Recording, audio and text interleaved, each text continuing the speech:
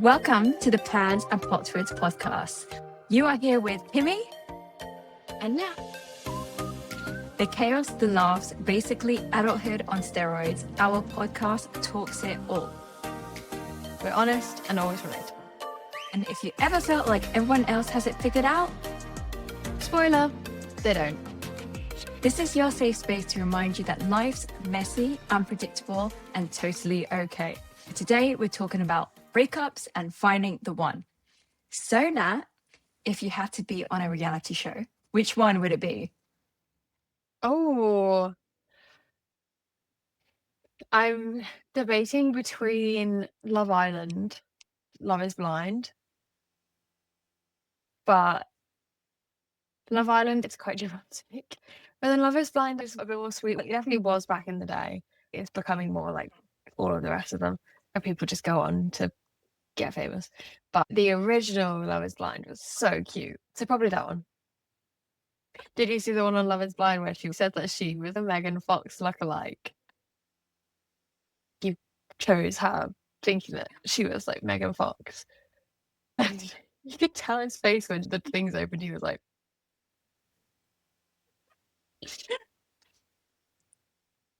So awkward. I think I would be probably Love Island. the idea of an 8-week holiday where they do it like Mallorca or something sounds quite nice. Just lie in the sunshine. That's what you do, really. Sometimes I'm watching what they do in their day and it's boring, sitting there having a chat here and there. Can I pull you for a chat? Maybe it's editing, but I've like sit and read a book, but I don't seem to do that. No books allowed. No advertising. So, section 1, what are signs of a situationship?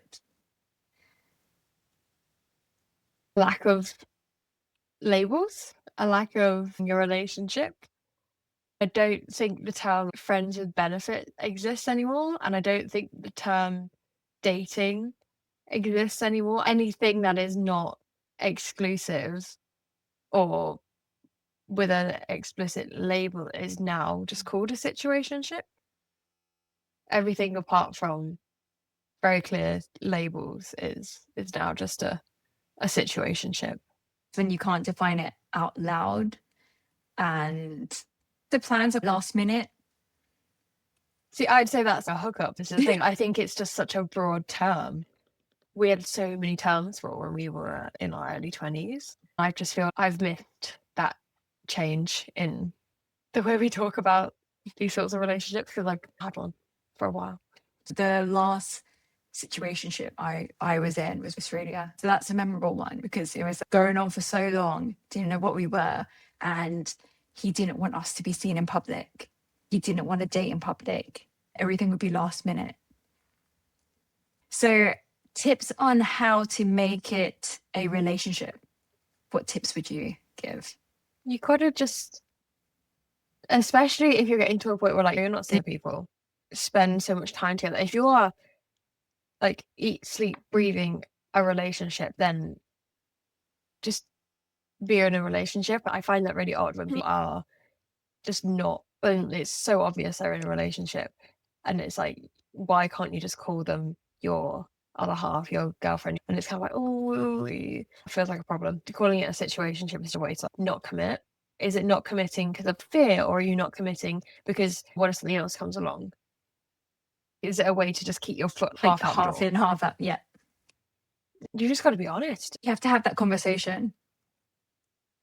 If you're scared of having that conversation, then you've got to assume that it's not right. My biggest thing is from dating and stuff, whenever I've been dating someone and it's got to a point of becoming a relationship and defining the relationship, I've never had those seeds of doubt to be like, oh, what are we? Does he like me? Does he not like me? I don't know how he feels. I don't know what he wants. It's been very, very clear.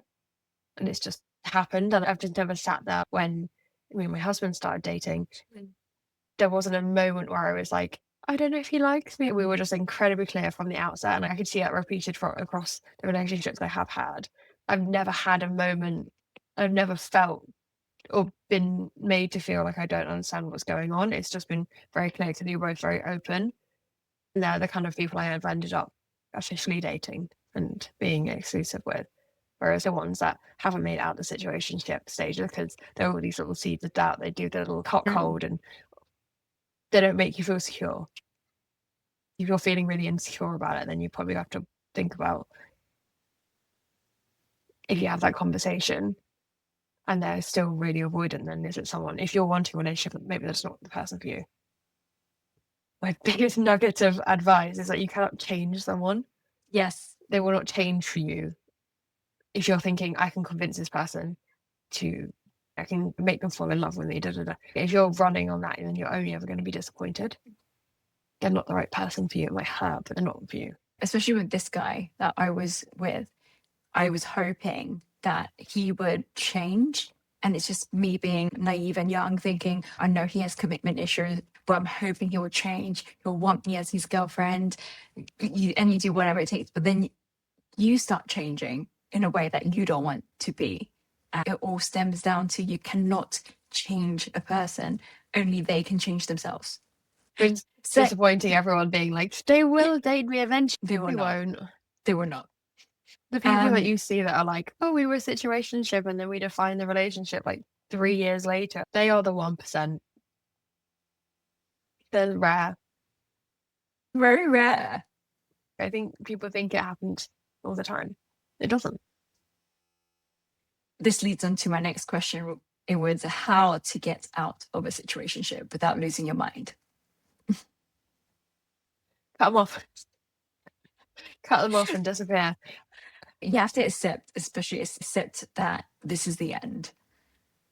And I think the thing with the situationship is that you can so easily going back because it's casual, but you have to just draw a line in the sand. Be strong. You're stronger than that.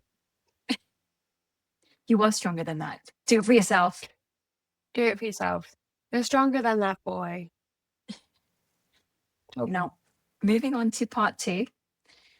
So, glow ups after the worst breakups. So, Nat, tell me, what is your glow up routine after a breakup? What would you advise people, or what would you do? What would I do? I would start getting rid of anything that was sentimental between you guys. Don't keep that. Like cuddly toys and all that sort of stuff that you accumulate. That is one thing. And then focus on yourself. Focus on yourself. What do you want to do? Do you want to travel the world? Do you want to go to the gym? Do you want to work out exactly what you want to do? It's not about being obsessive with it. It's about just building routines without that person. And that's hard because you can't build a habit. I think it's like 30 days to build a habit. It is a process. But actually think to yourself, okay, you've got all this time back now. What are you going to do with it? Maybe like some weeks I am so behind on this Netflix show that everyone's watching and I haven't watched it. Go binge watch that then. Read that book. I'd probably recommend going off social media as a whole, not avoid them, but social media will destroy your brain and rot your brain. The algorithm is so clever that it will somehow pick up on something to do with relationships or relationship breakdowns, and then it will twist the algorithm and throw this stuff at you. Number one, come off social media and then work out what you want to do. Do you want to go for a run? Do you want to go to the gym? I don't think many people in life ask themselves that. That's a really good moment to just be like, okay, 100% me. I would say new hair, new gym, new clothes. Get it. I guess improving yourself and becoming someone who genuinely enjoys their own company and learning to love yourself. One of the best ways to do that is doing the social media detox. Cut it off, turn it all off, have a pause, have a break, find what you really love, whether that's reading a book, watching a Netflix show, or seeing friends and family. Do what fills your cup and makes you feel yourself. Because once you're in that state, then you'll be in that mentality, in that mindset to meet someone. Or not, you might just realize, I don't want to meet anyone else. I don't think the worst thing anyone does when it comes to dating as a whole is assuming that like dating will fill that 10% that they're missing or whatever, or fill that gap in their life. When I have been dating to try and fill that void, it's never gone well. Whereas when I've been totally okay on my own and having a lovely life as a single person, that is when the best relationships come along, is when I'm 100%. And people are like, "What comes along when you're not looking for it?" And it's because when you say not looking for it, you're not trying to fill something with your other half. You're okay on your own, like, couldn't give a damn. And that's when things are easy and open, because you're not like, "Do they like me?" You're like, "Oh, I like them. Like, they're cool. I'll hang out with them," or whatever. And it just goes from there. But because you're secure in yourself, you're not putting this unnecessary anxiety on yourself. You first. You are number one. So, what would you tell your younger self about love? If you could go back in time and you see your younger self. What would I tell them about love? If I think about my worst relationship or relationships, or probably the one that was really bad, don't mix up excitement and butterflies for anxiety. Don't think that you are not worthy and that you'll never find anyone else. Don't stick about. If I could go back to my younger self, because it was a very turbulent relationship, my previous relationship, and whenever that first seed of doubt came quite early on, I ignored it. I would be like, "Get out of there, girl. Don't do this to yourself." It's one of those weird things, because it's like, would I know now? Would I be how I am if I hadn't have gone through that?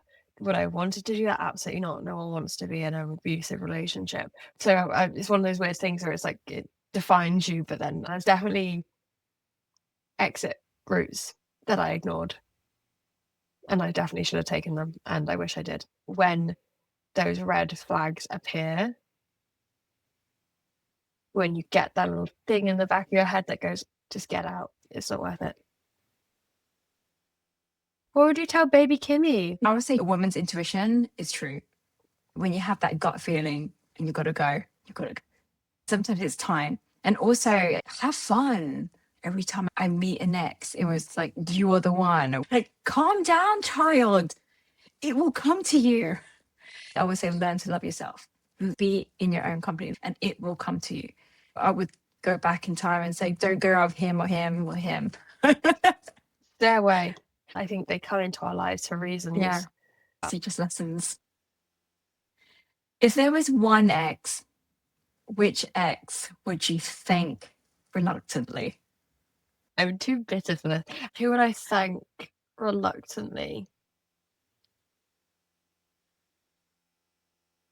Oh God, that's such a hard question. I don't know if I have an answer for that. I don't know if I'd thank any of them, because I don't think it's down to them. I think it's down to me. It's Would really you? Who would hard. you thank? I don't really want to thank any of them, to be honest. I don't think there's one in particular, but the lesson was to, especially with situationships, I'm glad that it took me time to learn what a situationship was and to become strong and leave those situationships when I knew they weren't going anywhere. For example, if a guy was being aloof and started backing out, so the next one I would be detached from it. So it wouldn't hurt as much. I guess we had to go through the pain to appreciate the good. Did we? Did we? I don't know, because it's a weird thing to like thank. Yeah, politely Okay. refusing. If you had a revenge fantasy, do you have any revenge fantasies that you wish you can act on?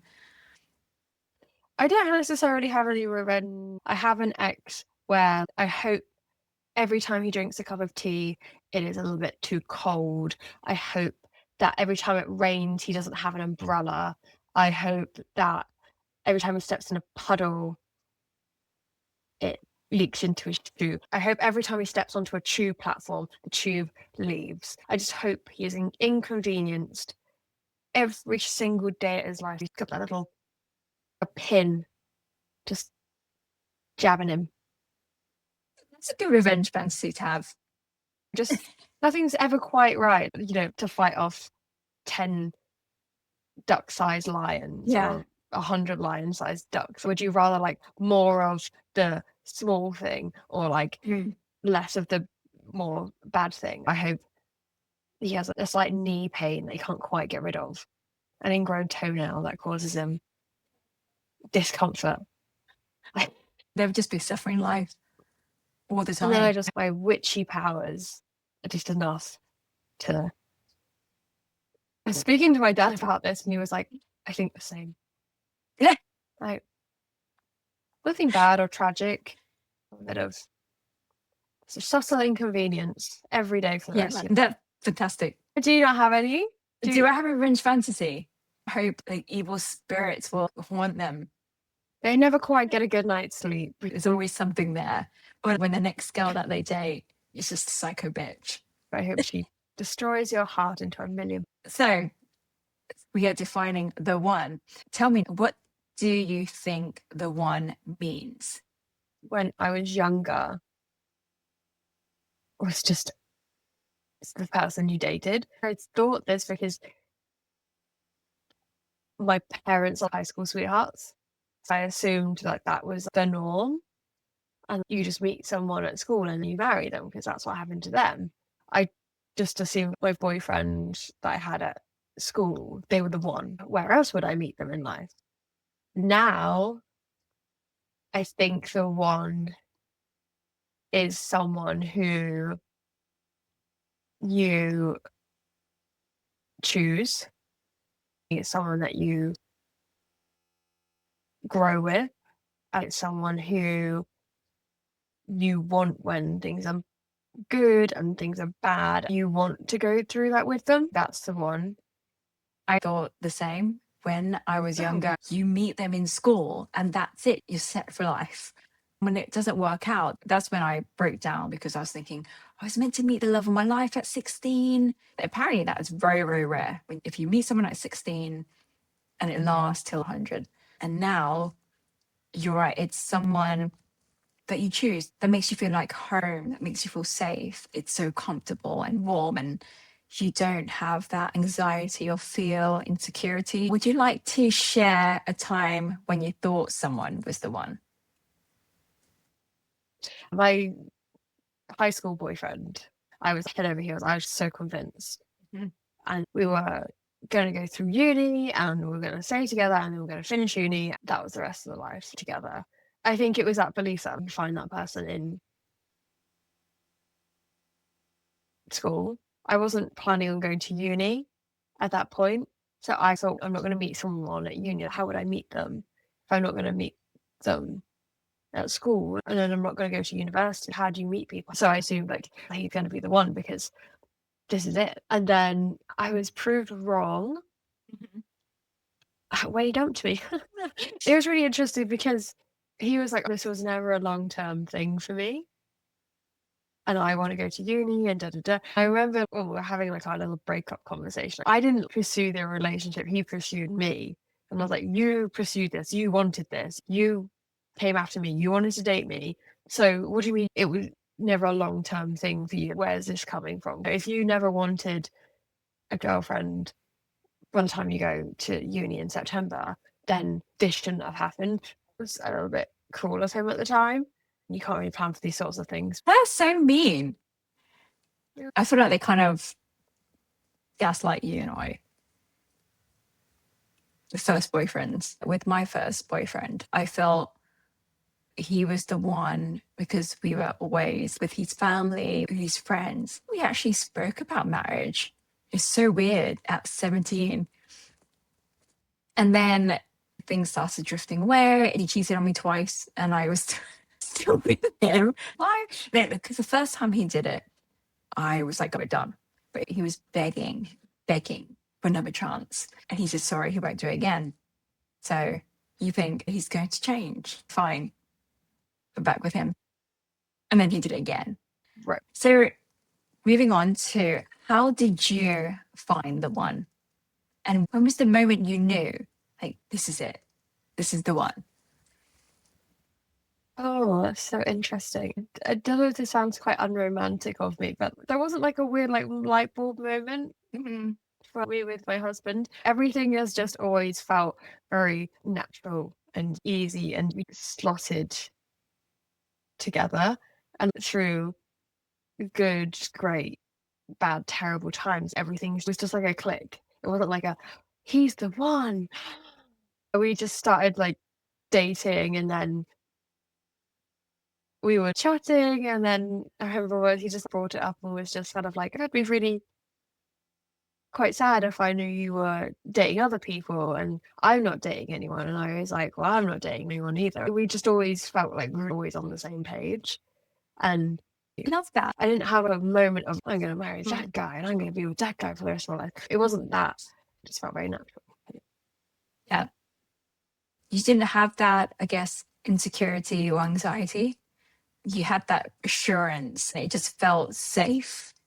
That feeling was very odd because compared to my exes, I was always on my toes. I was always on eggshells. Back then, maybe you had to play a game. Especially if you've been in relationships that are fueled by anxiety and fueled by game playing, then you're not in that situation anymore. We're both like, let's just start dating because we like each other. Let's see how it goes. What's your tip Here we on are. someone finding the one? Find yourself first. I don't think it's healthy to look for the one or anything until you know who you are 100% and what you want 100%. You shouldn't fill your cup. They shouldn't be making up for something. It's just an add-on. If you don't know what you want, then that's what you get. You get someone that also doesn't know what they want. Maybe it's not as simple as it sounds, but it is that simple in a way. It's a tough world out there. It is a tough world out there. Like people are going to start dating in the AI world. There's a whole thing on that, yeah. That will be the norm. I think the problem with dating AI, I don't think it's healthy to be with someone that always agrees with you. It's good to be challenged. And when people are like, my AI girlfriend said it was a good idea because they're trained not to challenge you. And life is about being challenged. It's weird. That sums it up. So in our next episode, we'll be talking beauty. Don't forget to follow us, like us, and subscribe. Tune in for more details. Bye. Bye.